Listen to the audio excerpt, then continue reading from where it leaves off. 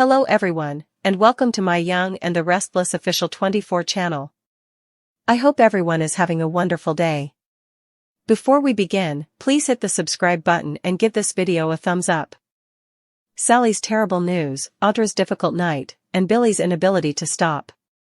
After receiving some terrible news from Sally Spectra, Audra Charles will have a difficult evening. Jason Thompson's character Billy Abbott will also discover that he is unable to stop creating drama and his escalating desire for vengeance. Billy may say that Kane Ashby is making a grave error after he confronted him on his train and flew into a rage. This might result in Billy's subsequent proposal to obtain Kane's AI software and re-enter the conspiracy against Victor Newman. Kane might counter that Billy is demonstrating his argument with this outburst. Billy's recent actions might not help him in this situation because, in Kane's opinion, he is too impetuous and sentimental. If he brings up Billy and his intense resentment of Victor, Kane might still be afraid of disaster. Billy may be able to win Kane over in some way, but it's also possible that Kane will refuse to let Billy handle his dirty labor any longer. Kane might fling Billy off his train and create even more conflict if it's the latter. According to YNR spoilers, Victor and Kane will meet later to go over some new terms. Victor will try to keep Kane in line by using a different strategy because he isn't giving in to his threats. When Victor makes a new offer, he will give Kane plenty to consider, but he won't give him much time to do so. Victor will warn that the offer will accompany him as soon as he gets off the train. Sally will update Audra on Billy's spinout and how it has lost them an opportunity to launch Abbott Communications in the interim. Sally will offer Audra further cause for concern by sharing some disheartening updates now that the business is kaput. Sally's information will make Audra's night difficult, and things could grow worse if she decides to make one final proposal to Nate Hastings about their future. Audra will attempt to get Nate to try their relationship again at some time soon, but it won't work out well for her either. Holden invites Claire to travel to Los Angeles. While Victor Newman extends a final offer to Kane Ashby, Holden Novak will extend an invitation to Claire Newman to travel to Los Angeles. In the first scene of YNR's weekly promo, Sally Spectra meets with Audra Charles to inform her that things are really bad. Sally will acknowledge that Abbott Communications was terminated before it had even begun because Billy Abbott determined that something was more important than the business. Audra will be devastated by the news because she had hoped to use Abbott Communications to start over after the Vibrante incident. Audra will be concerned about her future professional step once Sally provides updates on this latest setback. Claire will confide in Holden about her desire to temporarily remove herself from her issues. Claire will be feeling overburdened and in need of a break because Kyle Abbott hasn't done a good job of providing her the space she requested. How about 2,000 miles if you want some distance? Why don't we travel to Los Angeles together? In the weekly teaser video for the show, Holden poses the question. Since they don't have to flee their problems, Claire was upset with Kyle's offer of a vacation in Paris. Holden would counter that since it's merely a leisurely trip with a supportive friend, this is different. While in LA, Holden needs to attend to some business for Kane Ashby, but he also wants to spend some time having fun with Claire. Victor will meet with Kane and offer him a new deal while Claire considers Holden's invitation. As it turns out, Victor is hoping Kane will agree to his alluring plan. Kane will listen to Victor and eventually accept his offer. Victor will, however, exert some pressure on Kane and demand a decision right away. Traci observes Tessa and Kane tells Daniel. Kane became acquainted with Traci when he was just your typical, ordinary, reformed con man. He was so inspirational to her that she used him as the inspiration for a character in her book. A pleasant, romantic, and attractive figure. Could Traci have harbored romantic feelings for the husband of her late daughter's best friend? Traci did, in a sense. However, it was in the past. The old Kane was that. Will she respond in the same way to the new Kane being a mover and shaker now that she is seeing him in person? Or will he seem even more charming, romantic, and handsome to her? He is now a single man. And he is hated by almost everyone in Genoa City. He needs a companion. Perhaps even more? Mariah pleaded with Daniel to be Tessa's close friend. Daniel assured me that he would be. Consequently, he is forced to listen when Tessa confides in him. Will Tessa tell him something he shouldn't know at all or something he doesn't want to hear? That shouldn't matter if Daniel is to follow Mariah's instructions. He'll keep Tessa safe. Mariah will keep Tessa safe. However, it would be great if we viewers were aware of the source. In order to defeat Victor, Billy desires Kane's hidden weapon. Neither Kane nor we have faith that Billy won't do something foolish. Billy is now throwing tantrums. Anyone who dares to call out his ridiculous behavior is being threatened. And, at all costs, he is simply doubling down. The weight of Genoa City's chaos pressed down on everyone like a suffocating storm, and the cracks in each character's life began to spread wider with every passing hour. Sally Spectra, with her firebrand spirit dimmed by defeat, walked into the dimly lit lounge where Audra Charles was already waiting, her perfectly curated composure betraying the gnawing unease she carried. Sally's expression alone was enough to send a shiver of dread through Audra's veins, and when Sally finally broke the silence, her words fell like a death knell. Abbott Communications was dead before it had even lived, smothered by Billy Abbott's reckless implosion. Sally explained how Billy, once a partner with Vision, had let his vengeance consume him, tearing apart every opportunity with a single impulsive decision. For Audra, who had already been battered by the fallout from the Vibrante scandal, this news felt like being punched in the chest, her chance at redemption and reinvention slipping through her fingers, leaving her grasping at shadows. Sally's updates didn't stop there. The news kept spiraling, one disappointment stacked atop another, until Audra's difficult night became almost unbearable. The disheartening reports not only meant professional disaster but also personal instability, as Sally confided how Billy's downward spiral wasn't just damaging the business, it was pulling everyone connected to him into a whirlpool of destruction. Audra's carefully masked frustration erupted in the privacy of her own mind, though outwardly she tried to maintain that veneer of control.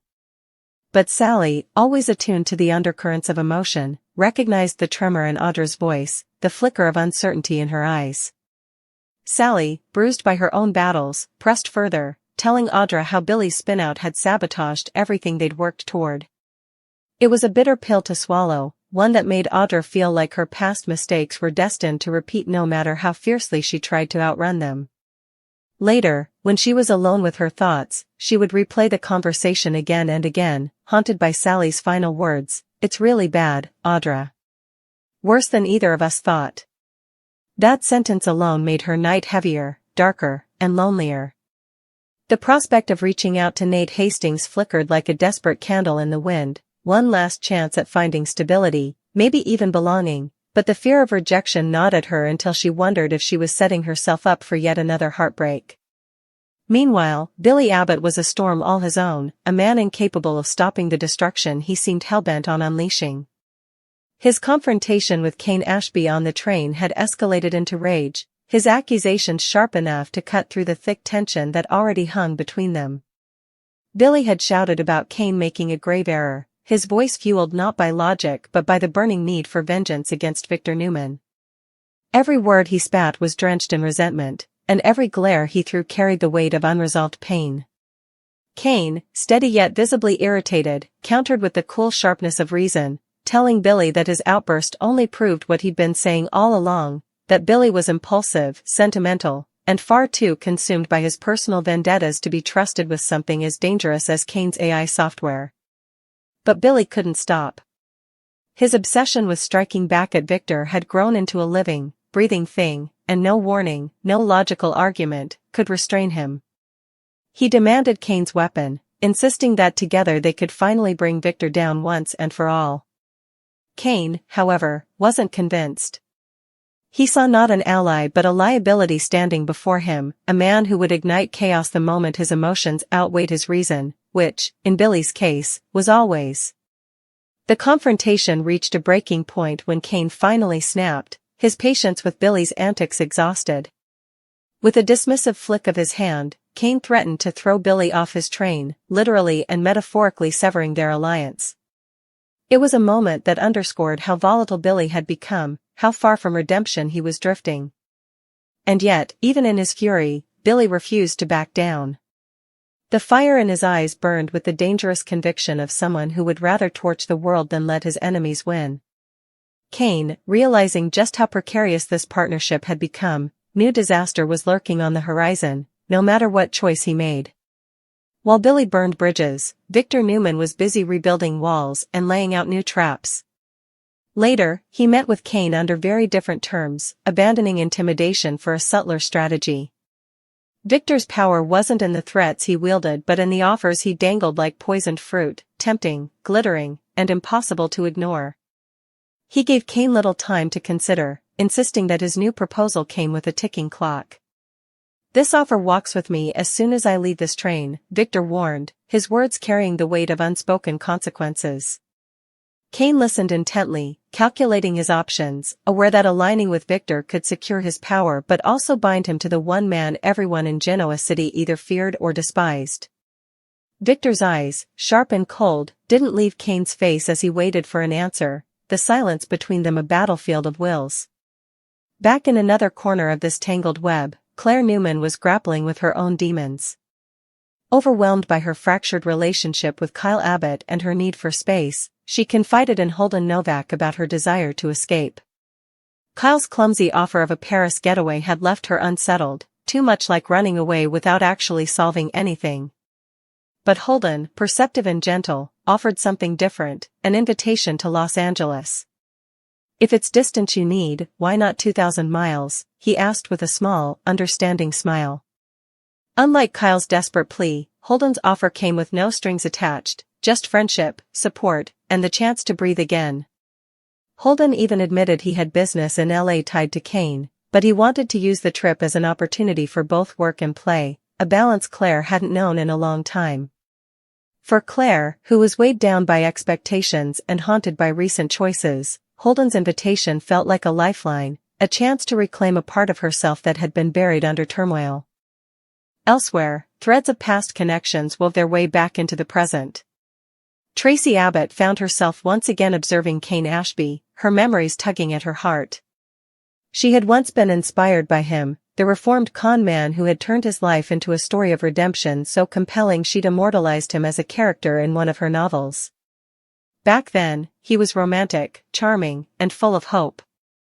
But now, standing before her as a hardened mover and shaker, embattled and despised by many in town, Kane looked both familiar and entirely new.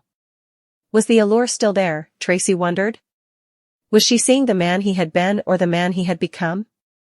For Kane, single and increasingly isolated, the possibility of a companion wasn't just appealing, it was necessary.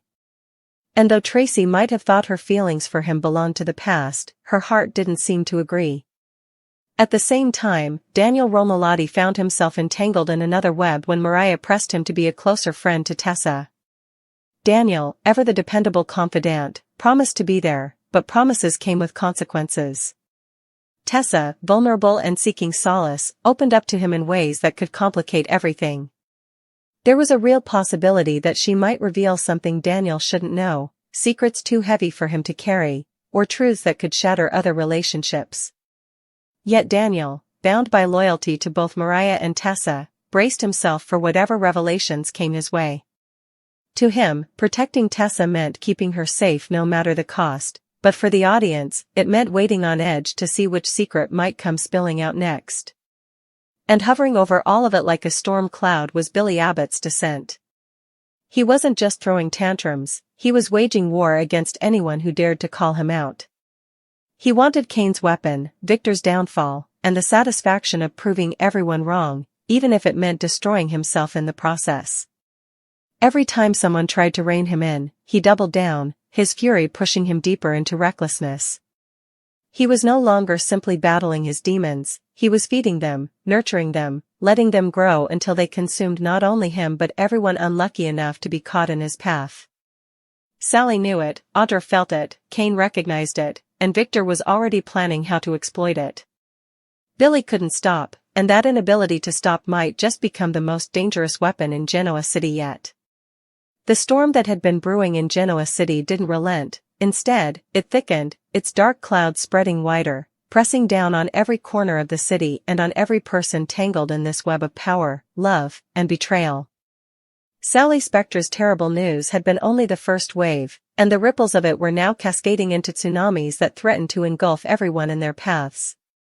For Audra Charles, the sting of Sally's words lingered in her ears long after their conversation ended. Abbott Communications wasn't just a business venture to her, it was a lifeline, a chance to reinvent herself after the humiliation of the Vibrante scandal. Now, standing at her apartment window, looking out at the city's twinkling lights, Audra felt that lifeline snap in half. Sally had delivered the facts with blunt honesty, but it was the undertone of disappointment, the subtle note of finality, that had shattered Audra's already fragile hope. Her thoughts drifted to Nate Hastings, the man who had once been her partner in both business and love. She had burned bridges with him before, scorched them so completely she doubted they could ever be rebuilt.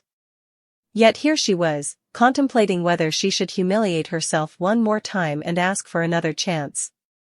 The thought sickened her, but loneliness can make even the strongest of people reach for old flames. Audra rehearsed the conversation in her head, how she'd frame it, how she'd make it sound like a practical decision instead of a desperate plea. But the truth was, she wasn't sure she could bear another rejection. Her night grew heavier with every passing second, the darkness outside matching the turmoil inside her heart. Meanwhile, Billy Abbott was becoming a force no one could contain. His fury on Kane Ashby's train hadn't subsided, in fact, it was growing sharper, more dangerous, like a blade honed on bitterness. He replayed the argument in his head, hearing Kane's calm but cutting words telling him he was impulsive, too emotional, a liability. Billy hated it most because it was true. His rage was his greatest enemy, and yet, it was also the fire that made him feel alive. He couldn't let Kane dismiss him. He couldn't let Victor Newman, the man he despised with every fiber of his being, walk away unscathed yet again. Billy needed Kane's AI software not just as a weapon but as proof that he was still in control of his own destiny. But Kane's patience was wearing thin, and Billy knew he was perilously close to being cut off for good. For Kane, the situation was more complicated than anyone realized. He was walking a tightrope between power and destruction. Billy's obsession was a liability, yes, but Victor's new terms presented a different kind of danger. When Victor leaned across the table with that calculated smirk, presenting his latest proposal, Kane felt the walls closing in. The deal was attractive, no doubt, resources, leverage, the kind of power Kane had been craving since he clawed his way back into relevance. But Victor's deals always came with hidden chains, invisible at first, until you realized too late that you were shackled. Kane knew this, and still, the offer gleamed like a diamond in the dark. Victor didn't bother with subtlety. You don't have much time, Kane. This is now or never. Victor's presence was a storm in itself.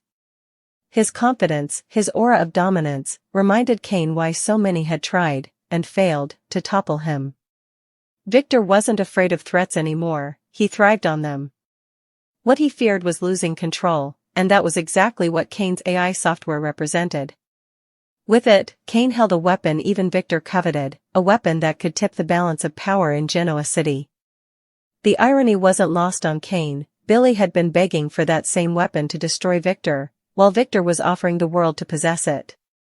Kane was caught between two men, each consumed by obsession, each capable of dragging him down into ruin. Elsewhere, Claire Newman sat across from Holden Novak, her brow furrowed as she weighed his offer. Los Angeles. 2,000 miles away. The thought tempted her more than she wanted to admit.